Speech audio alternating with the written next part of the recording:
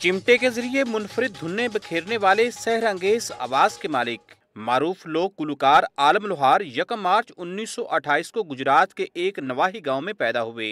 उन्होंने कम उम्री से ही गुलकारी का आगाज किया। उनके गाए हुए पंजाबी गीतों की खुशबू आज भी जा बजा बिखरी हुई है।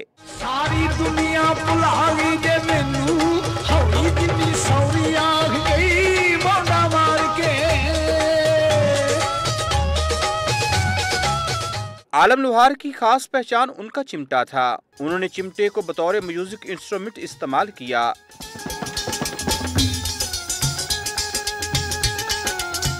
और दुनिया को एक नए ऐसी शोहरत पाई कि उस दौर की उर्दू और पंजाबी फिल्मों में जुगनी को खुसूसी तौर पर शामिल किया गया। आलम लोहार ने हीर वारिस शाह को मौसीकी की 30 से ज्यादा असनाफ में ऐसा गाया कि पंजाब की मिट्टी में खुशबू की मानिंद रच बस गया। फन मौसीकी के लेजेंड गुलकार आलम लोहार 3 जुलाई 1979 को शाम के भटिया के करीब एक ट्रैफिक हादसे के नतीजे में जहां फानी से कूच कर गए।